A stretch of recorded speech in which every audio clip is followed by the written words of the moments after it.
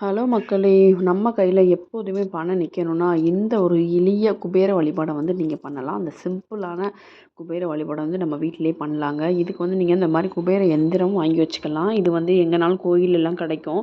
அப்படி இல்ல அப்படின்னா, நீங்க சின்னதா ஒரு டைல்ஸு இல்லன்னா ஒரு மணக்கட்டை, ஒரு பலகாய்ன்னு சொல்லுவாங்க இல்லையா? அந்த மாரி சின்னதா உள்ள ஒரு சுத்தமான ஒரு அட்டை அது மாரி எடுத்துக்கலாம். எடுத்துட்டு இந்த நம்பர் இதில குடுத்துருக்கோம் இல்லையா? அது மாரி போட்டுக்கோங்க. உங்களுக்கு இது சரியா தெரியலன்னா, இத நீங்க குபேர எந்திரம்னு போட்டாலே வரும். ஓகேவா?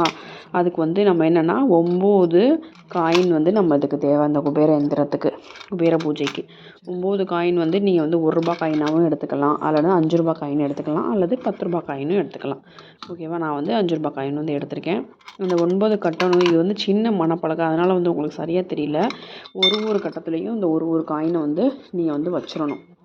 இது வியாழக்கிழமையில இந்த குபேர பூஜையை நீங்க செஞ்சுட்டு வர்றது மூலமா பணம் எப்போதுமே உங்ககிட்ட, அதாவது நான் பணம் சடனா இன்னைக்கு நாளைக்கு உங்களுக்கு கொட்டிடும்னு சொல்லல. ஆனா நீங்க ஒரு நல்ல ஒரு டிஃப்ரெண்ட்டை நீங்க பார்க்கலாம். எப்போதுமே நம்ம கையில ஒரு பணம்ன்றது தேவைன்றது பணப்புழக்கம் இருந்துகிட்டே இருக்கும். ஓகேவா?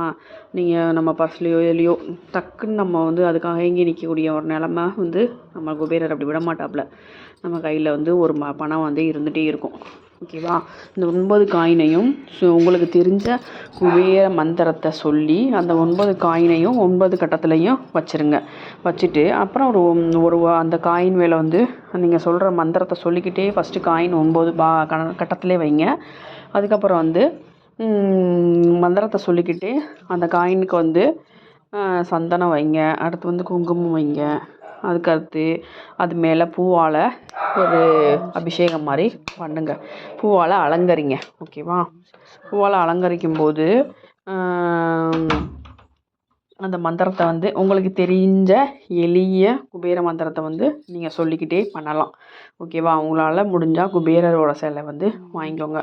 என்கிட்ட இது ரொம்ப வருஷமாக இருக்குது இது. அப்புறம் இந்த குட்டி குட்டியாக உள்ளதுலேயுமே நிறையா சிலை இருந்தது. 8ஓ 9ஓ இருந்தது.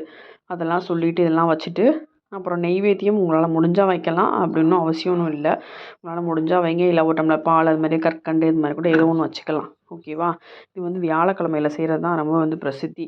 இப்போ நீங்கள் செஞ்சு பாருங்கள். வியாழக்கிழமையில் அவருக்கு குபேரருக்கு உகந்த நாள்னு பார்த்தீங்கன்னா தேர்ஸ்டே தான். இதை நீங்கள் செய்யும்போது கண்டிப்பாக உங்களிடம் பண வரவு கண்டிப்பாக இருக்கும். பணம் கண்டிப்பாக உங்கள்கிட்ட எப்போதுமே புழங்கும்.